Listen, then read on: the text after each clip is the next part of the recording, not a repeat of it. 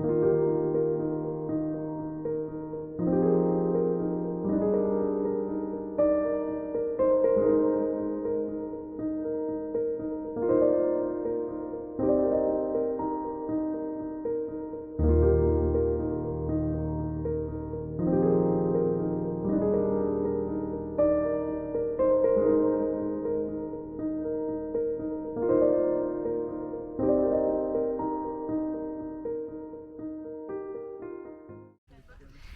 everyone, this is the entrance to the monastic quarters at Skellig Michael, and if you look down into the sea you can just see little Skellig, and there's plenty of new friends up here in Skellig. Hello! Hello everyone, welcome to Skellig Michael.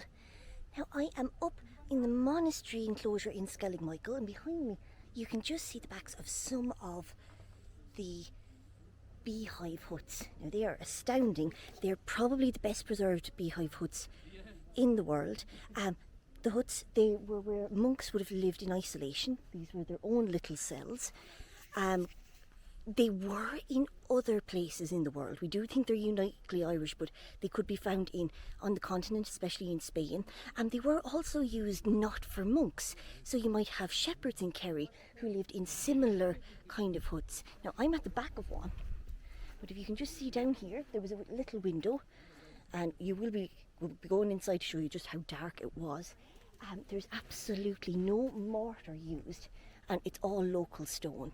So contemporary buildings elsewhere, they could have still been using wood, and that's why in Leinster we don't have as many churches that have the same kind of evidence that you'll find here.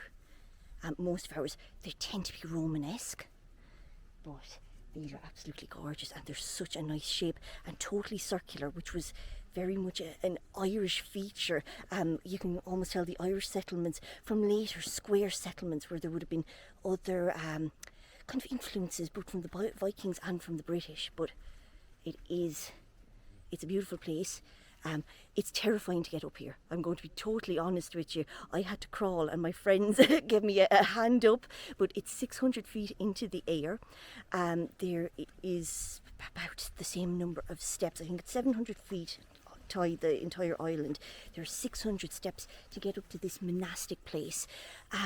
When we were coming over here, you will see footage of it, but the sea, like today is a perfect day. The sea was unbelievable, and we had a boat with an engine in it. We were sailing through it. We got here in an hour, but I can just imagine the monks coming over, how rocky it must have been, how absolutely terrifying it was. It's such a beautiful day, but the swells were so intense. I can't imagine what it was like for the monks trying to get back home. We think it was around the 8th century this might have been built. It was dedicated to St. Michael. Michael was very important because he's the archangel who defeated the devil. And a lot of these monks, they would have been believe they were actually battling demons. And there is accounts where they go to islands and they actually meet in with devils who are trying to cut their hair, to change their beliefs and cut their hair in a different style. So where they would have had the Irish tonsure, it was a different kind of haircut. They were trying to get these monks to use the Roman style of tonsure, which was where you had a circle on the top. It's what we typically think monks looked like.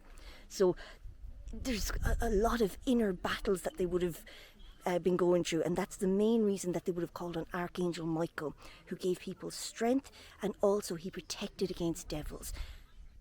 And I'm going to go around now and show you a little bit more of the monastery. And we're still at the back of the beehives. You can just see the little bit of light. If they were going to be doing any scriptural work where they were writing down using that amazing Irish insular script is what it's called, it would have been so dark. But they are perfect circles.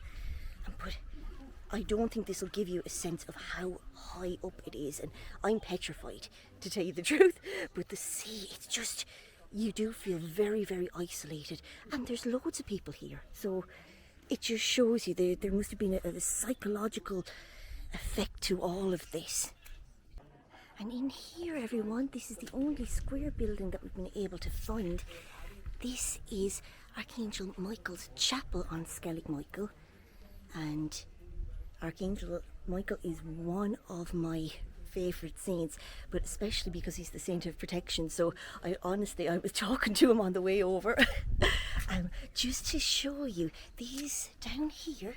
That is one of the basins where they actually gathered water.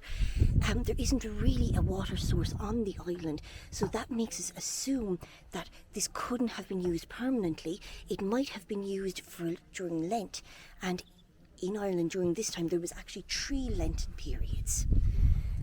You can see up here is a couple more of the beehive huts, and I'm just going to bring you in to let you see just how dark it is.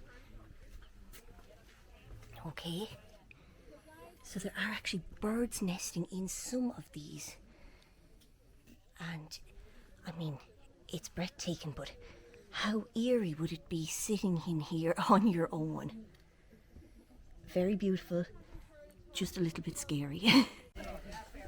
Finally guys, this is one of the high crosses that you find on the island, and we have some stone crosses here, probably for monks, and I would say these are similar to the ones we found in Aghold. These are the boats, just waiting to collect everyone. You can see little Skellig in the distance, and right up there, we can't even go that far. We were up very, very high. Hello everyone, we're just back from climbing Skellig Michael. It is stunning, and it is architecturally, the monastery itself is unbelievable, but what I think it really represents was the tenacity and the belief of the monks who went and built those 600 steps up to the very top. But I would recommend it. It's not for the faint-hearted, but definitely if you get the chance, come here.